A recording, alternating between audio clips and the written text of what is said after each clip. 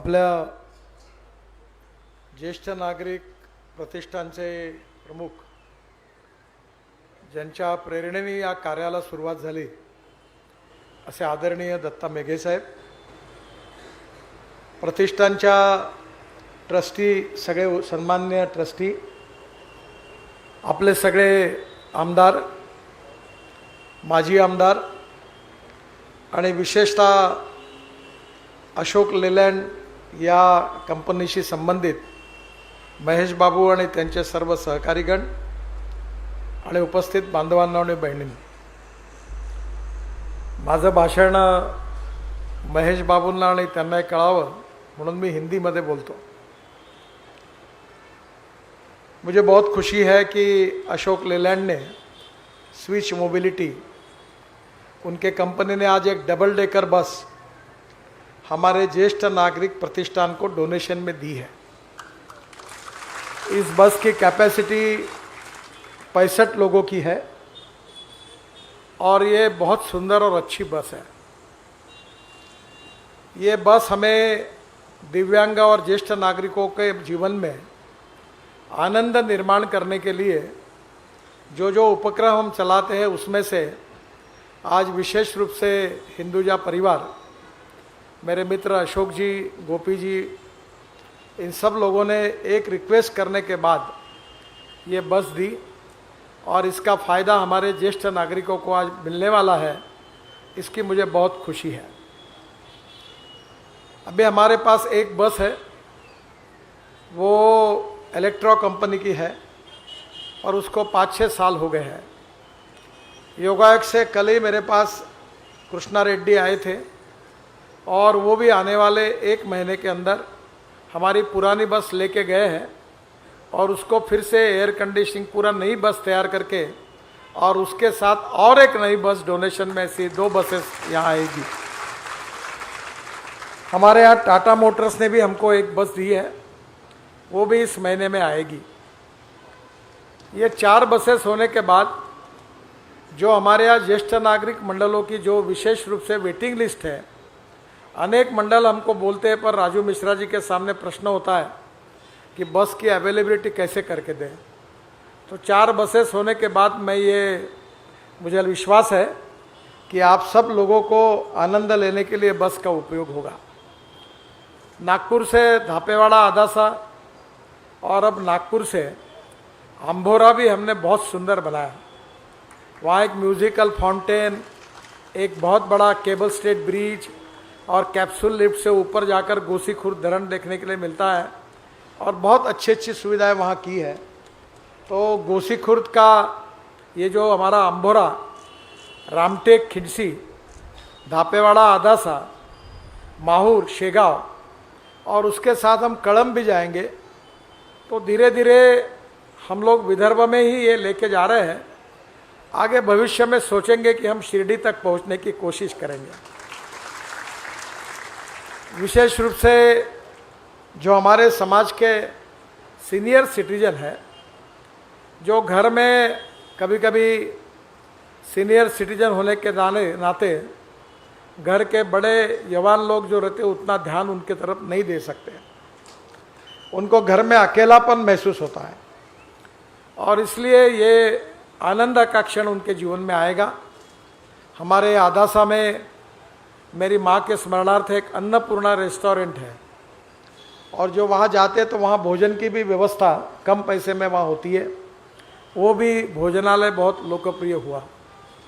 अब निश्चित रूप से राजू मिश्रा जी और हमारे तरफ से हम कोशिश करेंगे कि बस तो फुकट में है, टिकट नहीं है इसमें, पर आप जहाँ जाएंगे वहाँ चाय पानी, नाश्ता और खाने के लिए कुछ लगता है। तो ऐसे समय वहाँ जहाँ जा रहे हैं वहाँ भी हमारी कुछ कंसेशन रेट में व्यवस्था हो सकती है कि इसकी भी कोशिश करेंगे। मैं और एक अनुरोध करूँगा कि बस की ट्रिप साधारणतः दिन भर होती है, तो वहाँ जाकर हमारे ज्येष्ठ नागरिक दर्शन करने के बाद गार्डन में बैठकर खाना खाने के पहले और बाद में वो अलग अलग प्रकार के खेल खेल सकते हैं। कोई कवि सम्मेलन हो सकता है, कोई गाने का प्रोग्राम हो सकता है। और अभी मैंने रिक्वेस्ट की है कि हमारे बस में भी हम लाउडस्पीकर सिस्टम और टीवी लगाएंगे ताकि जाते आते समय वो भजन भी गा सकेंगे और भजन भी सुन सकेंगे। तो निश्चित रूप से उनके जीवन में आनंद होगा। अभी वयोश्री योजना में हमने 40,000 से ज़्यादा लोगों को, विशेष रूप से अनेक प्रकार के दिव्यांगों को हमने अनेक साधन दिए, 40 करोड़ की सामग्री दी। और लगातार हम लोग जिनके पैर ने उनको पैर लगा रहे, जिनके हाथ ने उनको हाथ लगा रहे। मुझे खुशी है कि हमारे एमएसएमई का जो विशाखापट्टनम में जो हमारा यूनिट है वो बहुत अच्छा काम कर रहा है, 40,000 करोड़ का एक्सपोर्ट कर रहा है। तो वहाँ के सब लोग, मैं जब विशाखापट्टनम गया तो मेरे पास आए और उन्होंने कहा कि आपके कारण हमारा इतना बड़ा ये काम हुआ, अब हम आपके लिए क्या करें। तो मैंने कहा मेरे लिए कुछ मत करिए, आप जो कुछ हमारे सीनियर सिटीजन है, गरीब लोग हैं, उनके लिए मदद करिए। तो उन्होंने मुझे, बहुत अच्छी बात है कि करीब 25 करोड़ रुपए की वो सामग्री CSR में डोनेशन दे रहे हैं। और उसमें MRI जो नागपुर में डॉक्टर के यहाँ 12 से 15,000 रुपये देना पड़ता है, वो केवल 1,500 रुपये में MRI की सुविधा गरीब लोगों को प्राप्त होगी। जो CT स्कैन है उसके लिए 5,000 रुपये लगते हैं, वो 600 रुपये में। और जो पैथोलॉजी लेबोरेटरी इंटरनेशनल स्टैंडर्ड की होगी, जिसमें 15,000 रुपये लगते हैं, वो केवल 500 रुपये में। और जनरल जो होगा 200 रुपये में सब सुविधाएं प्राप्त होगी। एक्सरे की भी व्यवस्था है। सिकल सेल थैलीसेमिया बहुत ज़्यादा उत्तर नागपुर में, कमाल टाकी चौक में प्रभाकर और येवले जी के कारण एक जगह मिली है, वो गिराई गई, नक्शा सैंक्शन हो गया है। आज ही मुझे बताया कि उसके भूमि पूजन के लिए समय मांग रहे थे, तो जल्दी ये अस्पताल वहाँ खड़ा होगा और ये भी सुविधा आप सबको मिलेगी। विशाखापट्टनम के MSME वालों ने और एक अच्छा दिया, हमको एक गाड़ी दी, एम्बुलेंस। उसमें आंखें जांच होती है। अभी तक कितने हुए डॉक्टर आंखें जांच हुए? 20,000 लोगों के लिए हमने आंखें जांचने का काम किया। और कैटरेक्ट के ऑपरेशन निशुल्क कितने करके दिए? 450 से ज़्यादा ऑपरेशन भी सीनियर सिटीजन के हमने फ्री ऑफ चार्ज करके दिए। कर्ण शिविर जो है कान के लिए, वो भी टोटल कर्ण यंत्र तपासने के शिविर 1326 हुए हैं। 34 कर्ण शिविर और ये सब निकल के 241 लोगों को कर्ण यंत्र हमने दिया है, जो बहुत अच्छा डिजिटल यंत्र है, जिसकी 12,000-15,000 रुपये कीमत है। वो हम 1,500 रुपये में देते हैं। मैं अक्सर एक बात कहता हूँ कि किसी को फुकट में मत दो, क्योंकि फुकट में मिलने में लोगों को महत्व नहीं होता, कुछ ना कुछ पैसे दो।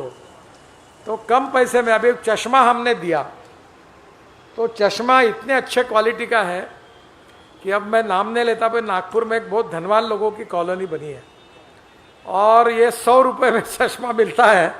तो वो कॉलोनी के भी लोग आए और उन्होंने भी 1,500 रुपये का चश्मा 100 रुपये में उन्होंने भी लिया, कोई हरकत नहीं।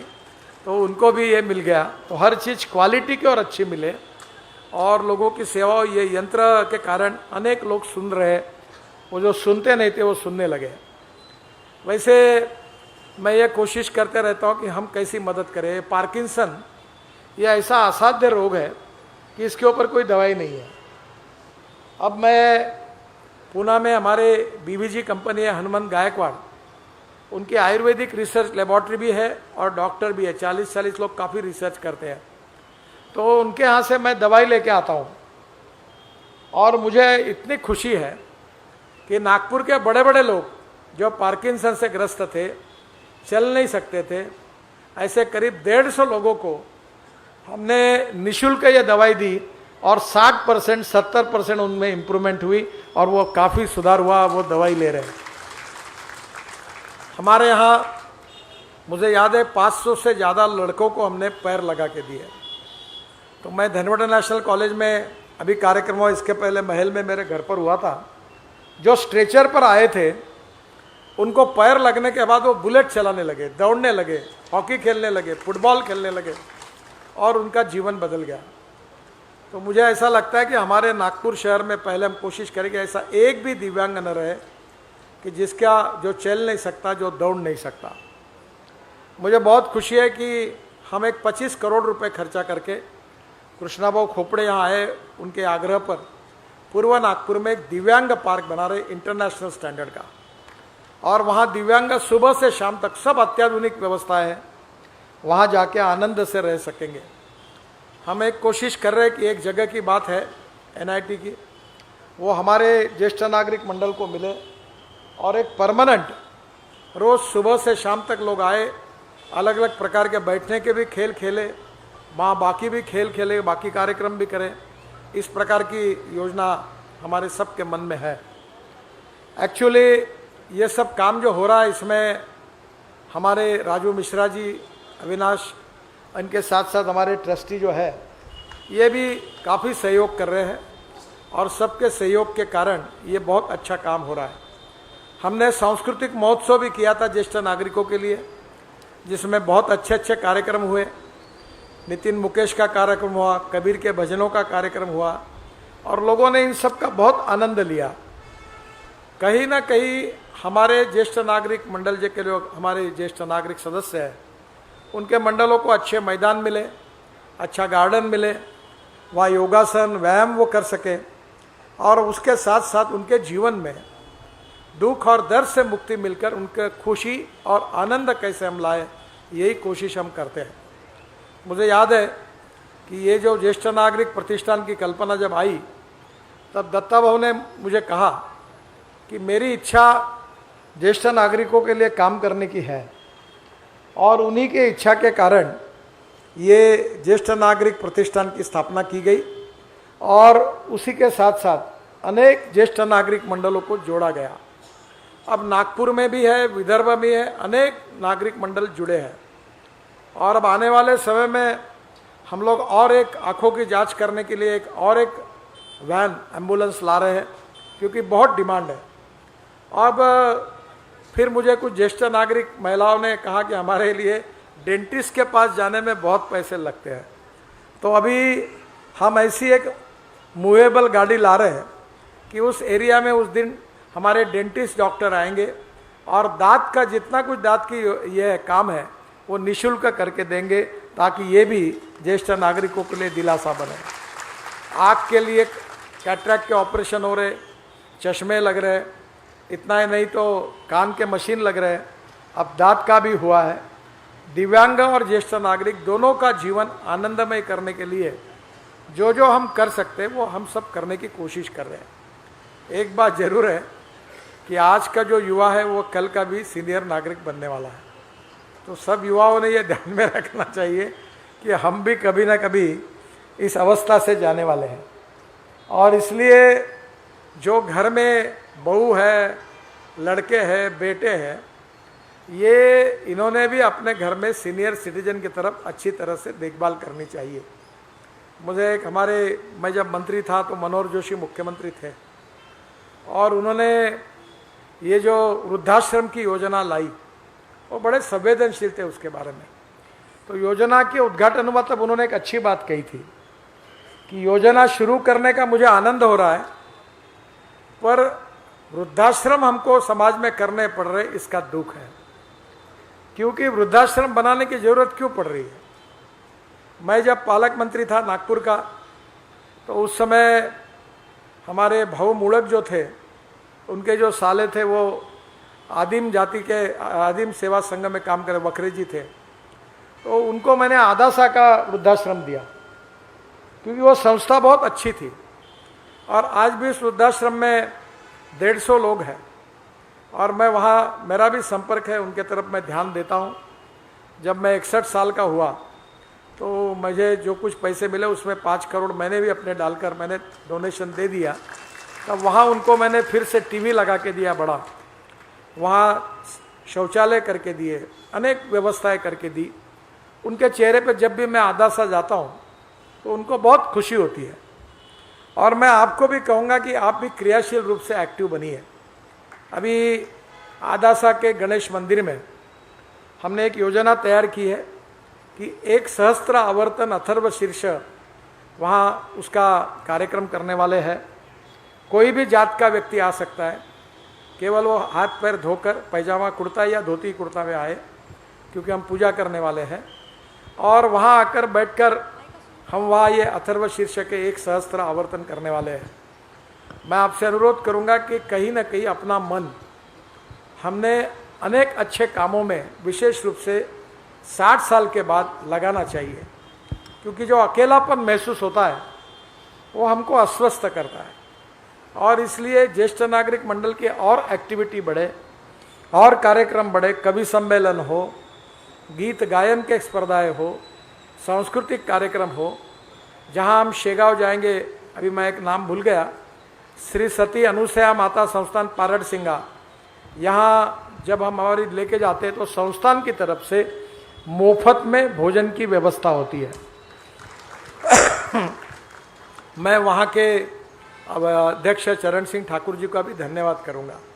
तो हम लोग जो इस प्रकार के अनेक कार्यक्रम कर रहे हैं, अभी एग्रो टूरिज्म भी हो रहा है, तो कहीं ना कहीं हम छोटे छोटे इस कल्पनाओं का विकास करके अलग अलग प्रकार के आनंद देने वाले और कितने कार्यक्रम कर सकते हैं। और उसमें आप सबका सहभाग चाहिए, क्योंकि आप सब लोग इसमें एक्टिव बनिए। आपकी पॉजिटिविटी, आपका आत्मविश्वास जितना जगेगा उतना अच्छा होगा। और मुझे लगता है कि कठिन नहीं है, क्योंकि उपाय करते रहने चाहिए। मेरा एक्सीडेंट हुआ था, पैर 4 जगह टूटा है, तो मुझे पायरी चढ़ते समय किसी का हाथ लगाने का आवश्यकता पड़ती। अब मैं एक ट्रीटमेंट लेता हूँ और रोज़ प्राणायाम करता हूँ। अब मेरी इतनी एनर्जी बढ़ी है कि कल रात को मुंबई में एक कार्यक्रम में था, तो वो जो संचालन करने वाली महिला थी, मुझे पूछ रही थी कि सुबह आप नागपुर में थे, फिर दोपहर और सुबह पुणे में थे, इतने कार्यक्रम करके अभी मुंबई में आए, और मुंबई में कार्यक्रम करके रात तक आपके कार्यक्रम, और सुबह उठकर 5 बजे उठकर आप नागपुर जाएंगे, तो इतनी एनर्जी आपके पास कहाँ से आती है। तो मैंने कहा कि मैं रोज़ यो थोड़ा सा एक्सरसाइज भी करता हूँ, मसाज भी करता हूँ और प्राणायाम करता हूँ 1.5 घंटा। कोई भी आए, कितने भी फोन आए, मैं अपना काम नहीं छोड़ता, क्योंकि 50 साल मैंने जीवन ऐसा व्यतीत किया जो कितना इनडिसिप्लिन हो सकता है उतना जीवन हुआ है। प्रभु जी हंस रहे, इनके स्कूटर पे बैठ के हम लोग नागपुर जिले में जाते थे, तो खाना नहीं कुछ नहीं, वो फैक्ट्री एरला आते आते काटोल रोड पर कोई भी ढाबा मिला, समोसे खा लेते थे, आलू बोंडे खा लेते, रात को खाना नहीं, घर वापस चले आते थे 12-12, 1-1 बजे तक। पर मैं आप लोगों को कहता हूँ कि पहली प्रायोरिटी अपनी हेल्थ को दो, दूसरी प्रायोरिटी ईमानदारी से जो पैसा कमाना है अपने जीवन में वो वेल्थ को दो, और फिर तीसरी प्रायोरिटी समाज की सेवा करो, गरीबों की सेवा करो, ज्येष्ठ नागरिकों की सेवा करो। पर अगर अपने जीवन में अगर हम आनंदी रहेंगे तो हम दूसरे को भी आनंद दे सकेंगे। ज्येष्ठ नागरिक विकास संस्था काफ़ी बढ़ रही है, पर राजू मिश्रा जी के ऊपर बहुत प्रेशर आता है। अब मैं आप सबसे अनुरोध करता हूँ स्पॉन्टेनियसली कि आप में से और राजू मिश्रा जैसे 10-20 लोग अगर डे एंड नाइट इस काम में उनके साथ काम करेंगे, महिला और आपके जैसे लोग, तो इसको और गति मिलेगी। आप उत्स्फूर्त रूप से आइए और काम की जिम्मेदारी लीजिए। और अभी तो गाड़ियाँ 4 हो जाएगी, तो 4 गाड़ियाँ वो मैनेज करना, उसके ड्राइवर, उसकी चार्जिंग सिस्टम, ये ठीक से होना चाहिए। तो ये काम बहुत बढ़ रहा है। अभी मुझे ऊपर से आते हुए एक ने कहा 4 नहीं 6 गाड़ी होनी चाहिए। तो अगर देखेंगे, आप सबकी शुभकामना और शुभेच्छाएं। मुझे लगता है अगर ज़रूरत पड़ेगी तो और कोशिश करेंगे ताकि कोई वेटिंग लिस्ट ना रहे। और ये काम के लिए आज दत्ता भाऊ को मैं धन्यवाद दूंगा कि उन्होंने खुद होकर आज 5 लाख रुपए का चेक आज घोषित किया।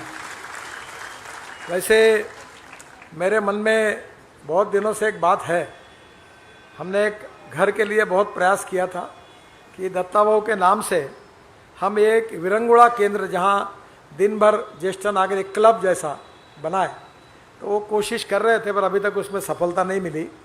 पर निश्चित रूप से आप सबकी शुभकामनाओं के साथ आगे भी जो जो हमको मदद मिलती रहेगी, CSR से मिली, आज जैसे हिंदुजा फैमिली ने हमको ये डबल डेकर बस दी है, हमारे यहाँ अभी 2 इलेक्ट्रिकल बस इलेक्ट्रा की अभी होगी और एक टाटा की होगी। तो 4 बसेस हमारे पास है। तो वेटिंग लिस्ट मुझे लगता है कि अब नहीं रहेगी, इसके ऊपर भी रहेंगी तो फिर और किसी के पास जाएंगे। और निश्चित रूप से मुझे विश्वास है, हम लोग अभी गढ़चिरौली, सिरोंचा, एटापल्ली, अहेरी क्षेत्र में हम लोग एकल विद्यालय चलाते, 1200 एकल विद्यालय हैं और उसके अब 1600 शिक्षक हैं। उनका 4 दिन का कार्यक्रम हुआ। तो मुझे उनको ज़्यादा हम देते नहीं, कोई सरकारी अनुदान नहीं है, तो CSR से पैसे इधर उधर से लाते हैं। तो मैंने उनको देखा तो मैंने उनको कहा, वो महिलाएं 600 थी और पुरुष कम से कम 800 से 1000 है शिक्षक। गांव में जाकर लड़कों को पढ़ाते। हमारे 28,000 बच्चे गढ़चिरौली, सिरोंचा, एटापल्ली, अहेरी में हमारे स्कूल में पढ़ते हैं।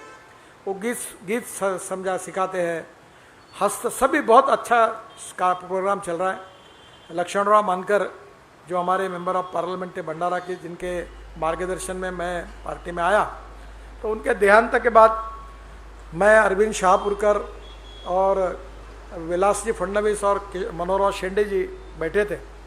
तो हमने तय किया कि गुरुजी ने इतना काम किया, उनके स्मरणार्थ कुछ करेंगे। और मुझे खुशी, हम 26 साल से मानकर ट्रस्ट चला रहे हैं।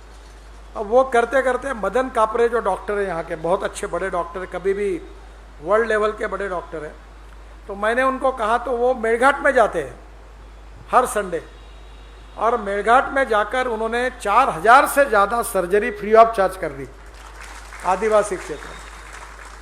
फिर अभी मैं हमारे घर में मेरे पत्नी को मैंने कहा, आप शादियाँ हुई तीनों की तो खूब साड़ियाँ मिलती है, वैसे महिलाओं को साड़ी के बारे में कुछ बोलना नहीं चाहिए।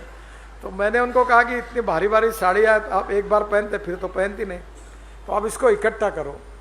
और सुनील देशपांडे जो थे, जो वहाँ काम करते हैं मेड़घाट में, मैंने उनको 100-150 ऐसी एक एक साड़ी 15,000 20,000 अच्छी लॉन्ड्री में करके पैक करके उनको भेजने लगा।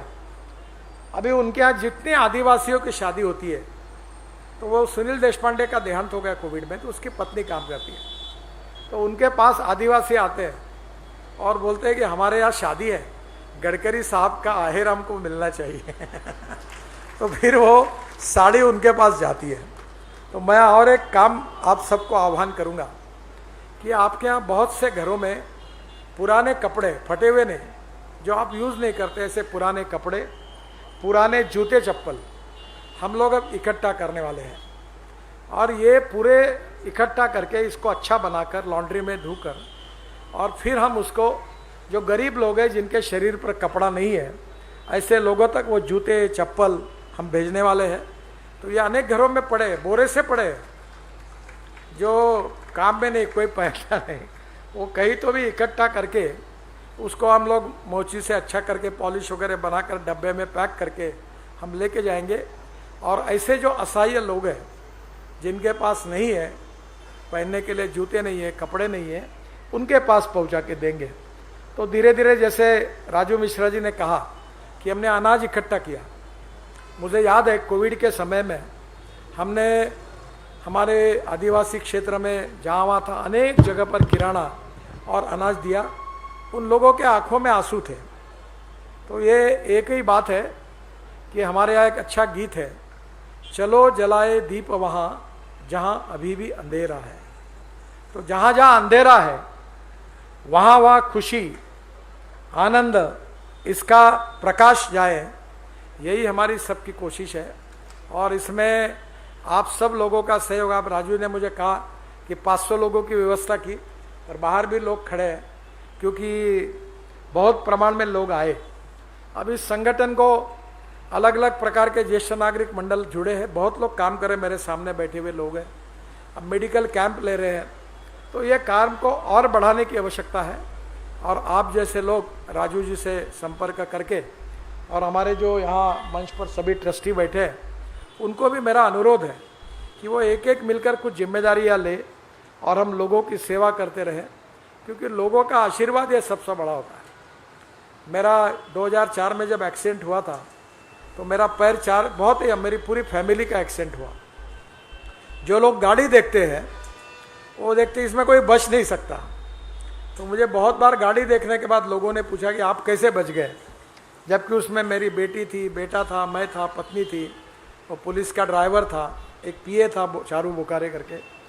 गाड़ी पूरी कट जाती और ट्रक के पीछे में जो टायर लगता है उसने हमको बचाने, तो हम कट जाते थे पूरे। तो जान कैसे बची? तो मैंने उनको कहा कि मैंने उस समय से बहुत हार्ट के ऑपरेशन मुफ्त करके दिए। अभी वो संख्या 40-1,000 के ऊपर गई होगी। तो वो लोग मेरे घर पे आते। अभी वो यादव करके एक लड़का है पूर्व नागपुर के झोपड़पट्टी, उसने अकेले ने 1200 ऑपरेशंस किए। वो झोपड़पट्टी में घूमता है, छोटे छोटे बच्चे, हार्ट और कैंसर के पेशेंट मेरे घर पे ले आता है और फिर उसकी हम ट्रीटमेंट करते हैं। तो मैंने उनको यही कहा कि जो लोग मुझे मिलते हैं तो कभी कभी वो पुष्पगुच्छ और गुलाब का फूल लेके आते हैं, तो मुझे ज़रा आजकल मेरे को पहले से हार पहनाने वालों से बहुत गुस्सा था, तो मुझे अच्छा नहीं लगता हार और गुच्छ। तो मैं उनको डांटता हूँ, क्यों पैसे खर्चे किए? तो एक ने आंखों में आंसू ला कर कहा, साहब मैं तो कुछ दे नहीं सकता, आपने मुझे जीवन दिया, मेरा आशीर्वाद है और ये फूल आप आशीर्वाद के रूप में लीजिए, नाराज मत होइए। तो ऐसे अनेक लोगों की जो आशीर्वाद मिले उससे ही मुझे फिर से मैं अच्छा हो गया। तो आप भी ऐसा ही लोगों की सेवा करते रहेंगे तो उनके आशीर्वाद आपके सबके जीवन को भी समृद्ध और संपन्न करेंगे। आज का ये दिन बहुत अच्छा है। मेघे साहब को मैंने कहा था कि ये कार्यक्रम हम उनके घर पर करेंगे, पर आजकल वो उनका भी कॉन्फिडेंस बढ़ रहा है और वो बोले कि नहीं, डॉक्टर ने कहा कि इधर उधर घूमते रहो, थोड़े चलते रहो, क्योंकि पॉजिटिविटी एंड सेल्फ कॉन्फिडेंस ये सबसे बड़ी दवाई है। तो वो भी यहाँ आए, उनसे भी मैं बहुत बहुत धन्यवाद देता हूँ। और विशेष रूप से महेश कुमार जी और उनकी पूरी टीम, अशोक लेलैंड, हिंदुजा परिवार, जो मेरे अच्छे मित्र। मैं अभी एक 15 दिन पहले चेन्नई में गया था और अशोक लेलैंड को 75 साल पूरे हुए, उस उपलक्ष्य में बहुत बड़ा कार्यक्रम हुआ चेन्नई में, तो उसी कार्यक्रम में भी गया था। अशोक लेलैंड भी ऑटोमोबाइल सेक्टर में बहुत अच्छा काम कर रही है और उन्होंने जो आज बस दी है, उन लोगों के दुआएं थोड़ी हमको मिलेगी, थोड़ी आपके पास भी हम ट्रांसफ़र कर देंगे, क्योंकि आप अगर हमको ये बस नहीं देते तो हम ये काम नहीं कर सकते थे। तो आप अशोक जी को और गोपी जी को भी कहिए कि इन सब की ओर से मैं अशोक लेलैंड मैनेजमेंट, हिंदुजा परिवार, इन सब को और आप सबको बहुत बहुत धन्यवाद देता हूँ, आपके आभार व्यक्त करता हूँ। और फिर से एक बार हमारे ज्येष्ठ नागरिकों के सेवा करने के लिए उनके लिए ये डबल डेकर एयर कंडीशन बस आई है, इसलिए ज्येष्ठ नागरिकों को भी मैं शुभकामनाएं और शुभेच्छाएं देता हूं। बहुत बहुत धन्यवाद। नमस्कार।